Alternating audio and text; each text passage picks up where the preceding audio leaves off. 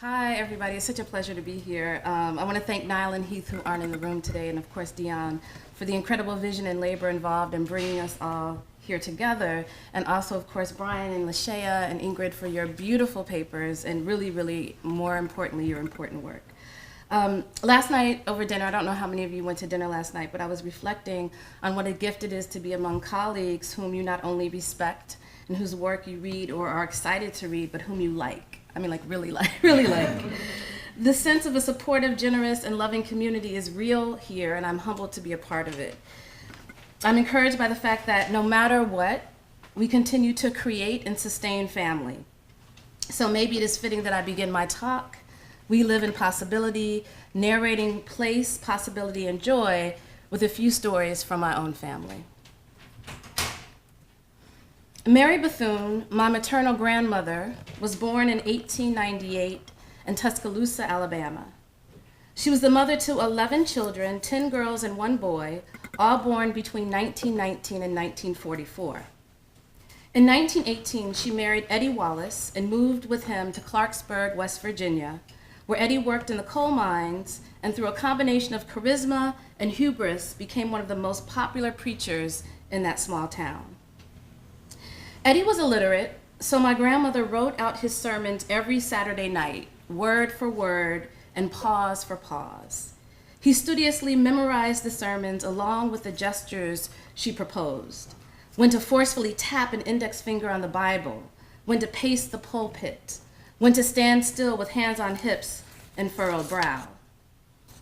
My mother was 3 when her father, Eddie, fell from a ladder precariously affixed to their house and died. Today, his injuries would have been quickly handled through urgent care. Anna Jean was my grandmother's 5th child. Anna always had what the other Wallace sisters called a lot of laughter in her. And even though Anna seemed to radiate joy and conjured ease and comfort for others, she never found what she was looking for, unencumbered romantic love. She should have been patient, waited, her mother said. But Anna married Alvin at 19, a man who was drawn to her light but wanted to dim it, hoping he could capture some of the glow between his palms. He knew how to covet, but not how to love. Anna Jean and Alvin adopted a 5-year-old girl, Victoria, upon discovering that childbirth could possibly end Anna's life. After Alvin died from a heart attack, or heart grief, some called it, Victoria spent most weekends of her teenage years lounging on Anna's bed, pretending to study as she watched her mother transform herself from secretary to screen star. Mesmerized by her deliberate bodily rituals with powders, lotions, and paints, Victoria almost forgot that this performance was the precursor to a tense night of waiting up, pulling back the curtains every few minutes, hoping the sound of a car door closing meant her mother had finally made it home. Victoria knew but didn't want to let on that she actually believed the rumors that her mother was having an affair with the most prominent white lawyer in Clarksburg. But when the police broke into the abandoned garage on the outskirts of town and found Anna and her married lover's naked bodies entangled in the backseat of his Cadillac, there was no denying. The question that did remain, however, was, had Anna finally found love? Joe, the 8th born, was the first of my grandmother's children to go to college.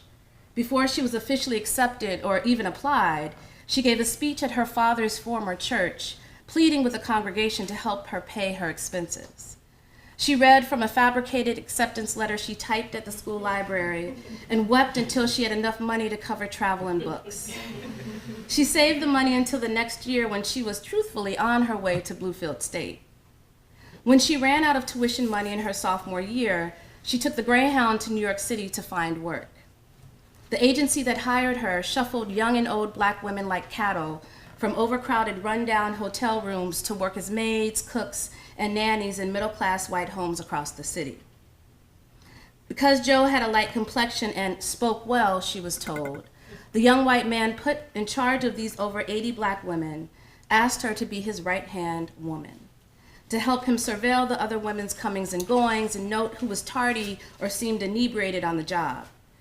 But instead, Joe organized a week-long labor strike. And when she finally made enough money to return to college, she snuck out of the hotel window in the middle of the night in search of the next Greyhound out of the city.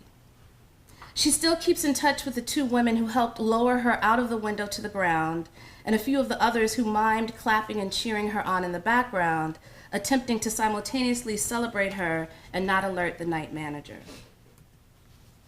My mother, Lizbeth, was my grandmother's 10th child. She barely knew the oldest of her sisters, some of whom were more than 20 years her senior.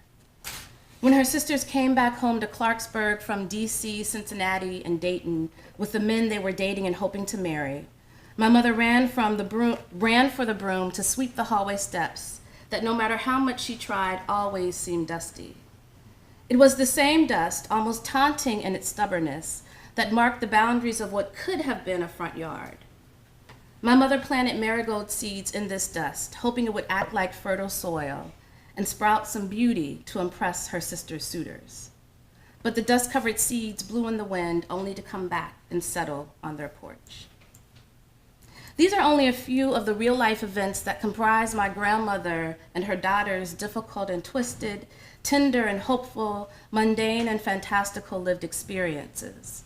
My sister, cousins, and I only heard whispered snatches of our mother's past lives and were thus left to fill in the blanks with our own renderings that ended up being far more simplistic and much more naive than the real thing. It was in my mid-20s that I was finally able to convince my mother and aunts to narrate their truths. Their stories blurred and continue to blur the boundaries of fiction and fact, calling memory into question in the process. The ambiguity and audacity in their life narratives not only force us to uplift the ritual of storytelling as a life-saving practice, but make us ponder the often more familiar to many of us ritual of silence in our families. What is created, what is unsaid, what is imagined, and therefore compels an uncovering or excavation? How do we begin to see new possibilities and new places we might inhabit or even temporarily occupy in what we construct, for example, through our mother's overheard phone conversations within sentences exhaled in the spaces between Virginia Slims, or thrown from the all-too-knowing sideways glances young girls like me weren't meant to catch. This is a form of place-making available to womanish Black girls who want to imagine a place worthy of their mothers and strong enough to not only hold and grow them, but tightly grasp their hand and guide them to alternative routes, alternative places. The Wallace Sisters' experiences belong within a history of narratives of fleeing, staying and shifting, remaking, and finding alternatives within untenable circumstances. That is, in many ways, the refrain of Black life in the Western world, and a central and continual line of inquiry in African American studies. Understanding not only what these stories mean in larger social contexts, but how people employ them within their local terrain through both rhetoric and actions that enable different cultural and political possibilities for living, feeds my anthropological interest in grounded ethnography. The Wallace Sisters led me to anthropology and Black studies. In the vein of ethnographer Dwight Conquergood, I see narrative as an important intervention in how we might understand geographies of self and community making that illuminate the idea that, I'm quoting him here, what the map cuts up, the story cuts across. The allure of silent stories and hidden practices that ultimately become audible and seen is also a part of my interest in exploring how people who define themselves as part of the Black diaspora in the United States craft spaces for innovation and possibility within context of constraint. Joy as affect and discursive device emerges from the ways in which my interlocutors in my family, as well as the young women residents in the Fresh Start homeless shelter in Detroit, which I'll talk about, intentionally employ the word joy to identify two things. First, a specific mode of feeling in the body, and secondly, as a way to define a distinctly self-determined but also experimental and improvisational approach to liberation that they believe is necessary in the struggle against shifting constants such as anti-Blackness, institutionalized misogyny, and displacement. As we know, Fred Moten defines fugitivity as not only escape and exodus, but as being separate from settling. I wonder if this refusal to settle may guide us to a new location that Kevin Young would call elsewhere, or a remapping of what's here, a cosmology that is simultaneously exterior and internal, and what's more, externally hopeful, however hidden. But in order to get to this elsewhere, we have to be able to envision it, imagine it, play at it, experiment with it, and from this social laboratory, begin to at least touch what Saidiya Hartman calls the contemporary contours of freedom. If we can't imagine it, how will we get there? This process of using imaginative trial and error to locate new spaces and ways of being that are not wholly confined within the parameters of racialized scripts or normative gender narratives, for example, is talked about as not just hard, but verging on impossible by the young people across my fieldwork sites who could all, based on their proximity to or distance from power, be defined as the socially dead, disregarded, or disposable.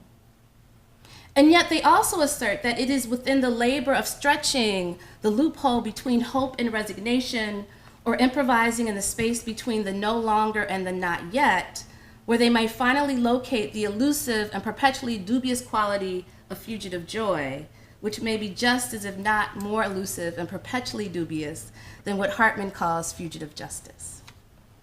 Anna Jean was running to love when she met her death. Depending on who you talked to in the police department, when they found the bodies, it looked as if her lover was either holding her in the most passionate embrace or choking the life from her. Jo was asked to discipline other Black women workers, but chose instead to be a part of their collective rebellion.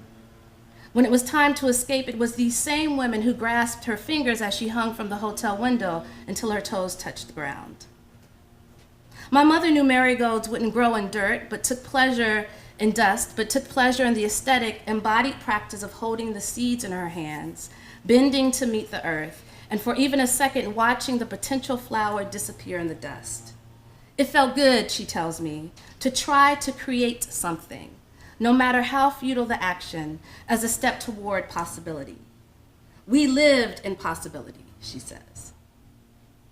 Aunt Jean, Jo, and the Marigolds raise questions about how love, community, and failure matter in the ways in which Black women attempt to access self-defined lives through flight or through transforming spaces of confinement. This overarching inquiry led me to the ethnographic work I conducted at the Fresh Start Homeless Shelter in Detroit. In our current climate of neo-fascism, inquiries in how we might transform from where we are, or flee not to escape, but to locate the elsewhere spaces that may be hidden in plain sight, become critical for erecting new radically life-affirming and inclusive worlds. So I'm not talking so much about death here, or I am, in a sideways way. This ethos has already been taken up and lived through by, for example, teenage and young adult women activists I met in Ferguson, Missouri in 2014. These young women were working in service of their community long before anyone beyond their local borders had heard of a town called Ferguson or a young man named Michael Brown. Here in Ferguson, young Black women talked about the projects they had been spearheading in their neighborhoods for years to support and educate residents, projects that will continue well after the names of recently murdered youth have dropped out of popular conversation and social memes and have moved to the growing archive of young men and women killed under the guise of safety and protection. These young Black women in Ferguson talked about the difference between everyday negotiations people in their community make within systems that steadily drain life, outside of the public displays of murder that allow death to appear to be most frequently delivered with the swiftness of a state-sanctioned bullet. They called this the difference between, for example, youthful spirits shrinking under underfunded schools, or bodies deteriorating from the stress of institutionalized racism and lack of access to healthy foods and fundamental health care, versus the singular, albeit rapidly accumulating, murders captured on film that circulate on television and online. To put this in different terms, these young Black women made the distinction between what they see as the difference between, and this is their term, what they called slow death, and quick and spectacular murder. And I'm thinking about Lashaya's work here where she talks about these murders where there's lack of evidence, right?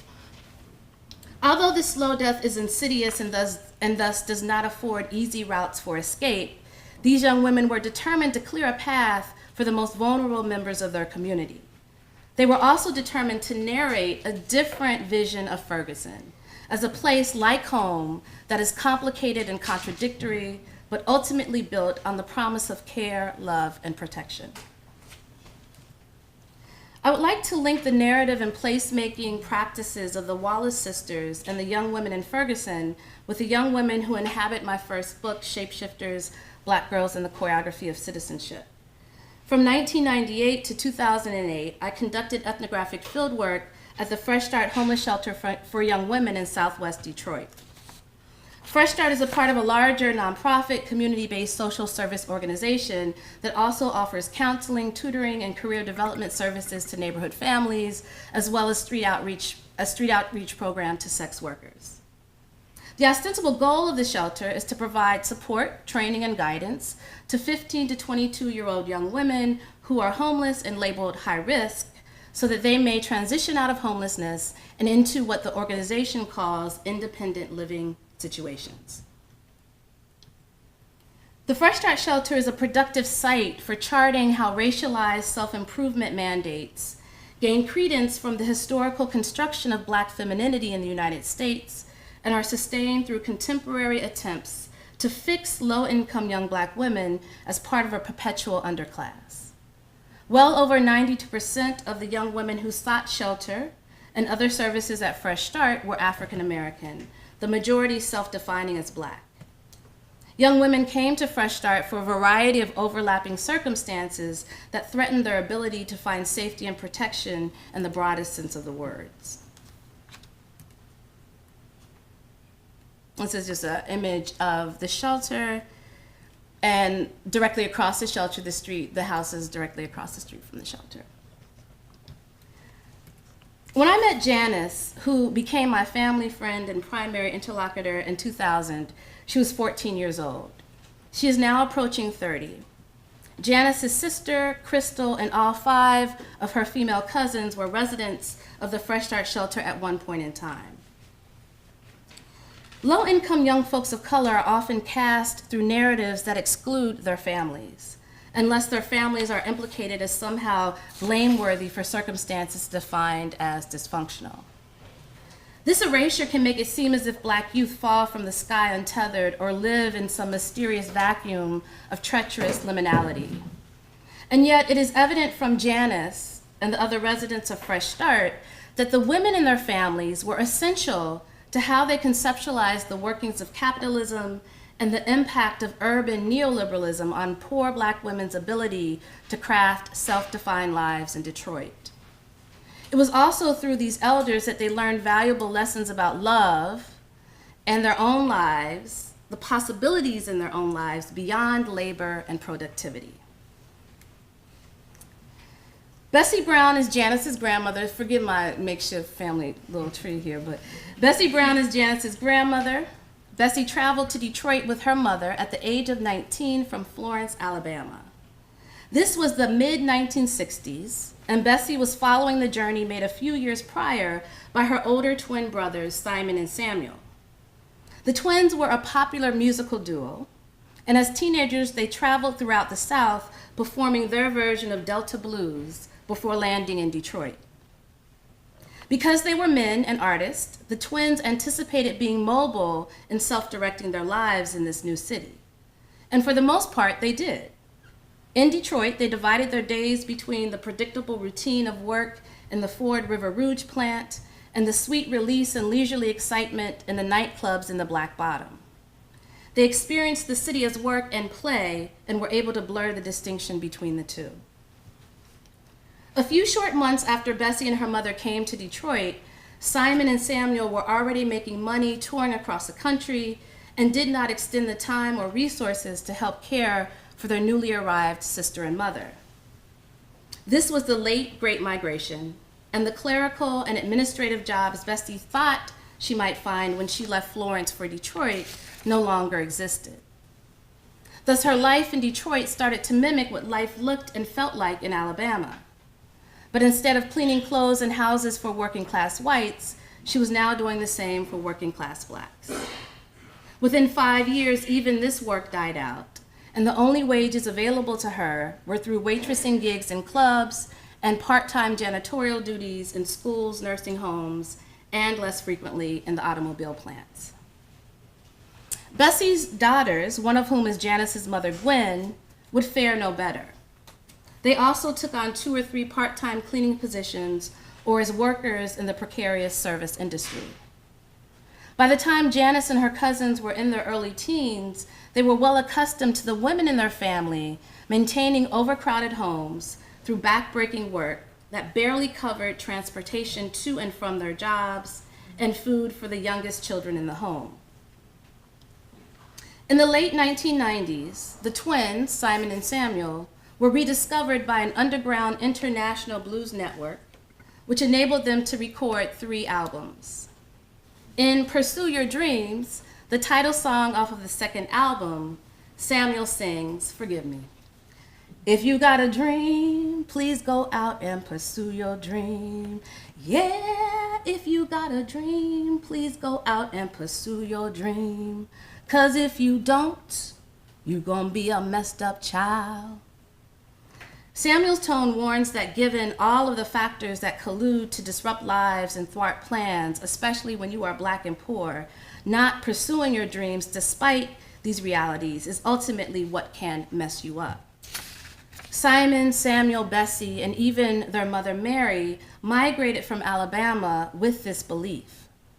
Bessie reads the actions or failure to act on the part of her twin brothers, the fathers of her children, and her own sons and daughters through this lens of agency in the face of constraint.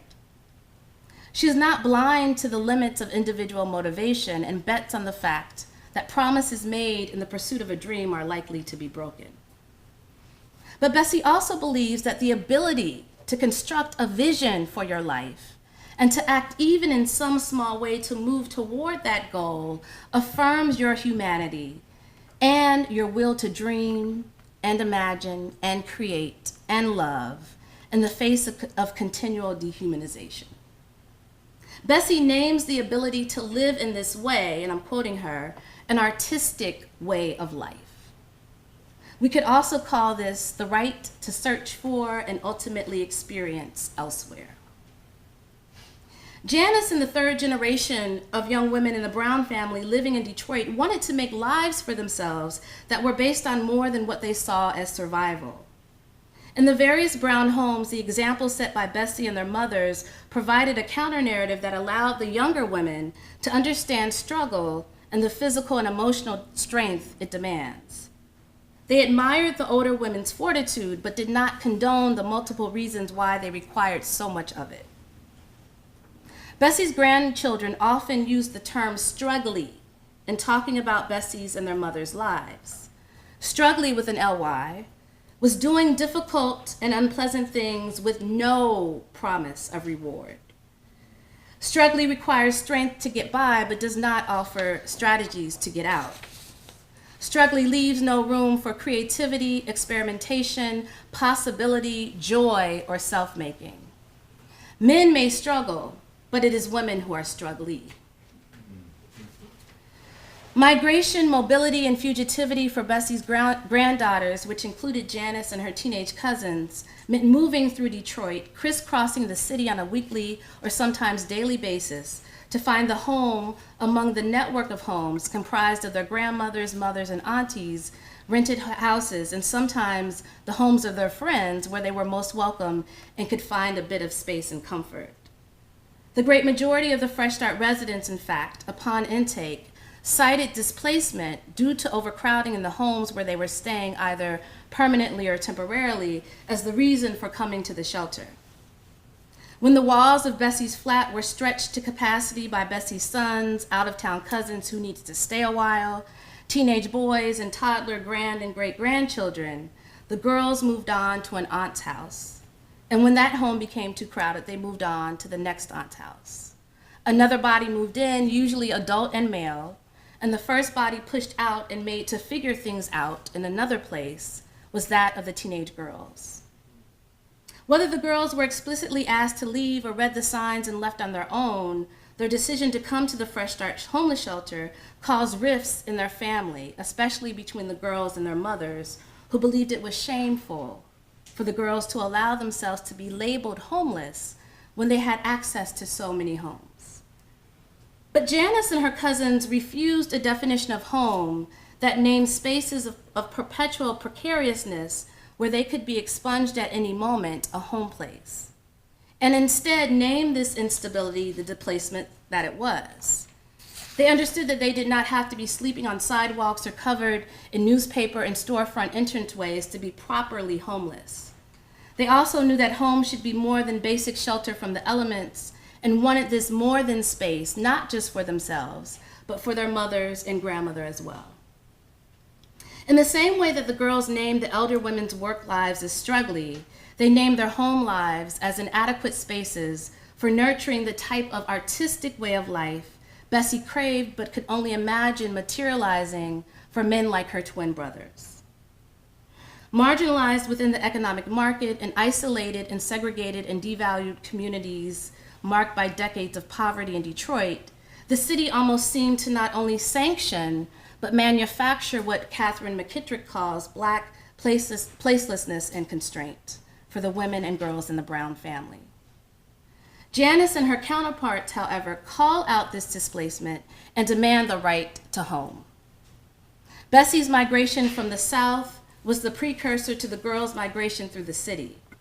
Both Bessie and her granddaughters seeking the space to challenge the normalization of Black dispossession, particularly that experienced by Black women and girls, even sometimes within their own families. Institutions like homeless shelters can isolate or re-isolate individuals. I argue that this isolation is even often foundational to their work when the communities and families individuals come from are perceived to be dysfunctional or even pathological. So for example, the longer-term residential program at Fresh Start was called the TIL program, or Transition to Independent Living program. And up until a few years ago, family reunification or even counseling with parents and adult caregivers was not a part of the casework plan, as young women were primed to be independently free agents in the world. In addition, young mothers were discouraged from making contact with the father of their children, who were always already seen as the cause of trouble, so thereby defining the entire family network as a problem. But these rules, or what I call policies of isolation, change largely due to the persistent advocacy of the residents to maintain their relationships, networks, and connections outside of the shelter, and force Fresh Start to name and face the realities of the economic landscape in Detroit, particularly as it impacted young Black women. The Fresh Start residents recreated families and expanded the notion of support, community, and care through two major things that they shifted in the shelter policies. And I'll just talk about them really quickly. One was when you came into the shelter, it was just sort of a public secret that you were only supposed to stay for 3 months. So if you can imagine being 17 with 2 children, homeless, and you have 3 months to find a job, find a place to live that you can, actually a permanent place to live, and make progress on educational goals. I couldn't do it now if I became homeless. So what happened, obviously, is these young women were basically pushed out of the shelter. They might go to other shelters, they might temporarily be in a home, but they kept coming back, which in many ways was good for the shelter because if you know anything about the grant cycle and the funding cycle, it's like McDonald's. The more you serve, the better. Okay, I'm almost done. I thought I had 30 minutes though, but I'm almost done. It was sort of recreating the space of the shelter by these young women's homelessness, right, obviously. Secondly, you could only get funding to move out of the shelter that paid for your first month's rent, your furniture, and your groceries if you moved into a certain type of living situation. And it's in the name, independent by yourself. Or if you were married, if you married that man they didn't let you talk to while you were in the shelter. Right, so recreating this normative family structure. So the young women in the shelter challenged that and forced the agency to allow them to move in with the family they made in the shelter, other young women, and get 3 or 4 times the relocation assistance that they would have gotten. So in effect, they forced that place, the shelter, to acknowledge and financially support their definition of home and family. The young Black women residents of the Fresh Start homeless shelter in Detroit lived in the realm of possibility and innovation. And although they would certainly not consider their lives unencumbered, they would definitely not define them as joyless, isolated, or accumulated reactions to oppression. They saw resistance as more than struggle. Black Girls suggest that we take up the challenge posed to all of us by M. Jackie Alexander to think of ourselves as refugees of a world on fire. Refugees of a world on fire.